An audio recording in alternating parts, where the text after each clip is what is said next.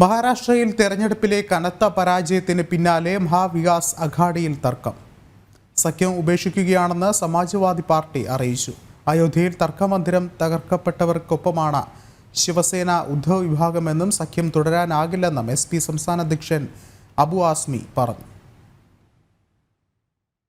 മഹാരാഷ്ട്ര നിയമസഭാ തെരഞ്ഞെടുപ്പിൽ ദയനീയ പരാജയം ഏറ്റുവാങ്ങിയതിന് പിറകെ കോൺഗ്രസും ശിവസേന ഉദ്ധവ്, NCP ശരത് പവാർ, SP തുടങ്ങിയ പാർട്ടികൾ ഉൾപ്പെട്ട മഹാവികാസ് അഘാഡിയിൽ തർക്കം രൂക്ഷമാവുകയാണ്. പ്രതിപക്ഷ സഖ്യത്തിൽ നിന്ന് പിന്മാറുകയാണെന്ന് സമാജ്വാദി പാർട്ടി വ്യക്തമാക്കി. തോൽവിക്ക് പിറകെ ശിവസേനയും ഉദ്ധവ് താക്കറെയും തീവ്ര ഹിന്ദുത്വ നിലപാട് തുടരുകയാണെന്ന് SP മഹാരാഷ്ട്ര സംസ്ഥാന അധ്യക്ഷൻ അബു ആസ്മി വ്യക്തമാക്കി.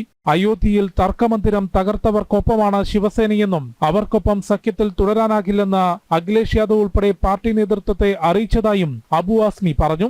അയോധ്യയിൽ തർക്കമന്ദിരം തകർത്തതിനെ അനുകൂലിച്ച് ഡിസംബർ 6-ന് ശിവസേന ഉദ്ധവ് വിഭാഗം പരസ്യം നൽകുകയും നേതാക്കൾ സമൂഹമാധ്യമങ്ങളിൽ പോസ്റ്റിടുകയും ചെയ്തിരുന്നു. ഇത് സഖ്യത്തിൽ തർക്കത്തിന് കാരണമായി. കൂടാതെ പിളർപ്പിന് ശേഷം നടന്ന ആദ്യ നിയമസഭാ തെരഞ്ഞെടുപ്പിൽ ഉദ്ധവ് താക്കറെയ്ക്കും ശരത് പവാറിനും ശക്തി തെളിയിക്കാനായില്ലെന്ന ആക്ഷേപവും മഹാവികാസ് അഘാഡിക്കുള്ളിൽ തന്നെയുണ്ട്.